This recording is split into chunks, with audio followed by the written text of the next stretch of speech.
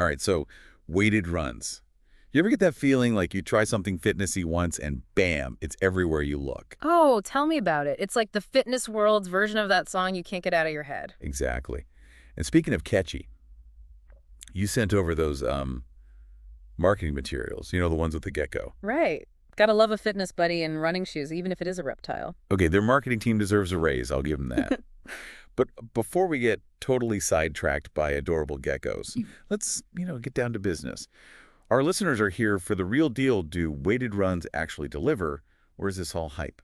It's a valid question. There's always a new workout trend promising the moon and the stars. Which is why we're diving deep today. Uh-huh. We're going to unpack all the claims, the pros, the cons, and help you figure out if weighted runs are a good fit for your fitness goals.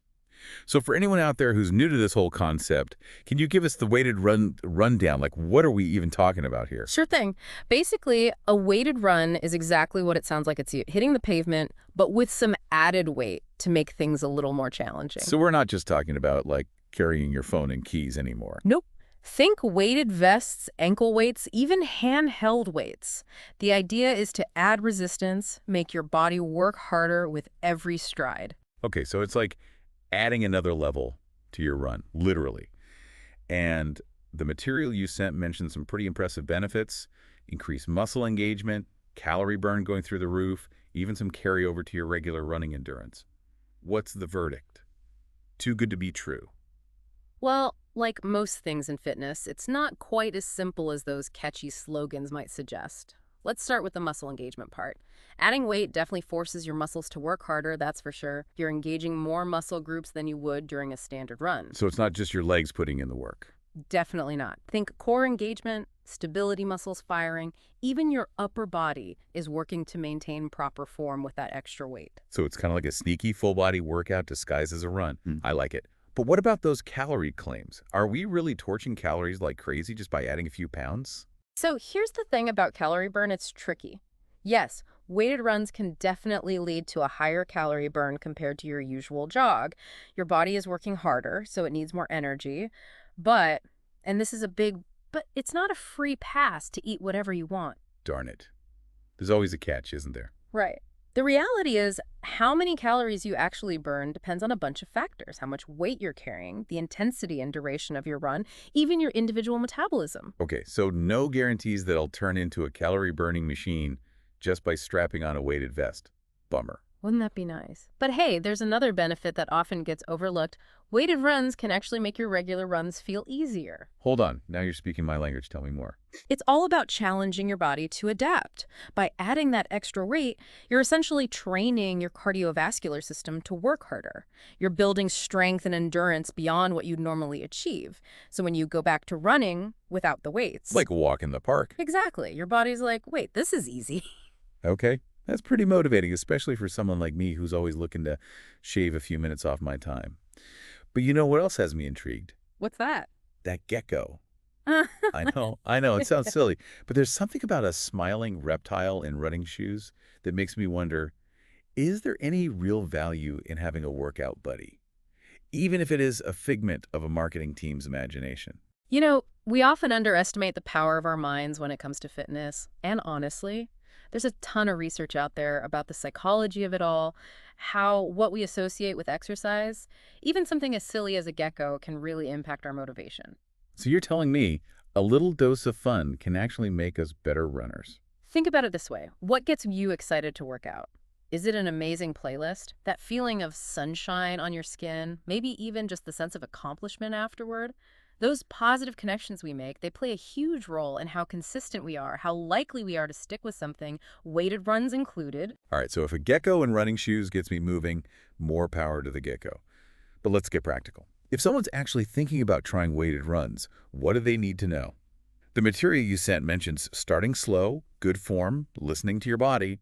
All important, of course, but are there any, hidden pitfalls, things that people might not think about? Oh, absolutely. It's easy to get caught up in the excitement of something new, but starting slow, especially with added weight, it's not just a suggestion, it's crucial. Because it's not like hopping back on a bike after a few years off. Exactly. This is a different kind of stress on your body, your joints, your muscles. So starting slow, it's not about being cautious, it's about being smart. Don't go from 0 to 100 on day one. So baby steps. Baby steps.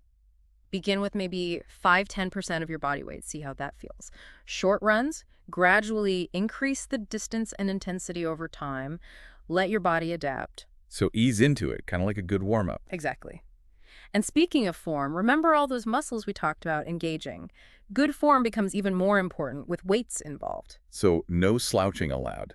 Think tall spine, core engaged, like there's a string pulling you up from the top of your head. This helps to distribute the weight evenly, minimizes the risk of injury. Okay, good posture, check. What else? This should go without saying, but it's easy to forget when you're excited. Listen to your body.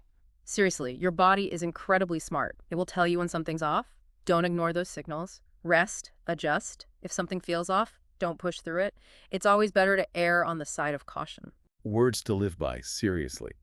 Now, the material also mentioned combining weighted runs with other types of workouts. So it's not like a one-stop shop for all your fitness goals. It's a great tool, don't get me wrong, but it's one tool in the toolbox. We can't forget about strength training, flexibility, rest. All those things matter. See, rest days, that's my downfall, I'll admit it. So if we're thinking about incorporating weighted runs, are we thinking of them as cardio, strength training, or some kind of hybrid? It's a bit of a hybrid, which is what makes it so cool. Okay, I'm intrigued. How so? Well, one strategy is to pair them with your lower body strength training days. Like you do your weighted run, then hit the gym for some squats, lunges, deadlifts, that kind of thing. A 1-2 punch. I like it.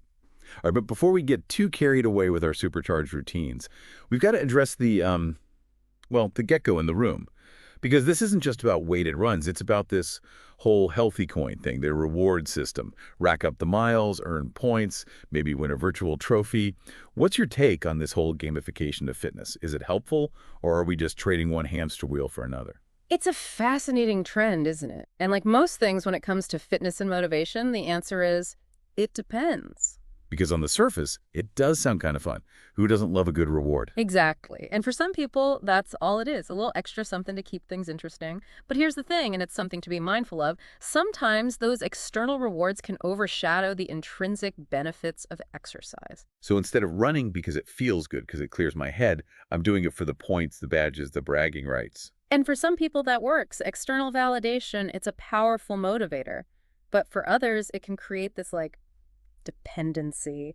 You start chasing the reward and lose sight of the joy of the movement itself. It's like that gecko, cute and motivating at first, but then you're so busy chasing after it, you forget to enjoy the run. Exactly. And that's what we want to avoid. It's like we forget to enjoy the journey. Yeah. We're so focused on the destination. It's so true. And, sometimes the most rewarding path is the one that leads us back to the simple joy of, just moving our bodies. I love that. Okay, so speaking of finding that joy in movement, let's get practical. We've got some questions from our listeners who are ready to, dive into the world of weighted runs. Let's do it.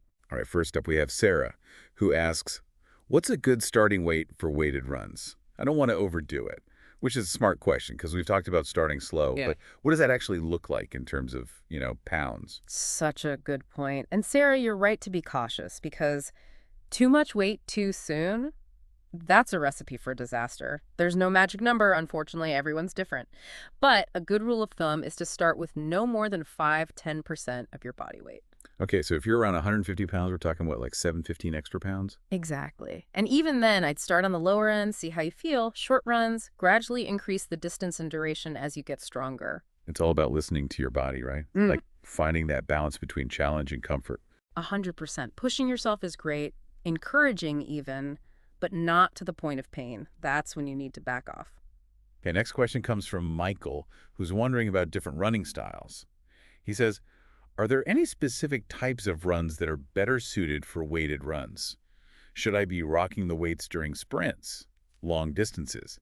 Does it even matter? Oh, that's a good question, Michael. And it's important to remember, weighted runs, they're not, a one-size-fits-all kind of thing. Right. It's not like you have to wear weights for every single run you do. Exactly. So while you can technically add weights to any run, when you're first starting out, I'd stick to those easier paced runs. So maybe not the best idea to try it out during that marathon you've been training for. Maybe work your way up to that one. Or, check with your doctor if you're unsure.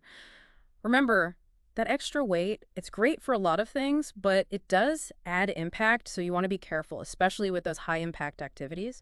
Sprinting, intense intervals, probably best to hold off on those with added weight, at least until you're more conditioned. Okay, good to know. It's like, I don't know, adding spice to a recipe. You wouldn't go straight for the ghost pepper, right? You got to work your way up to that level of heat.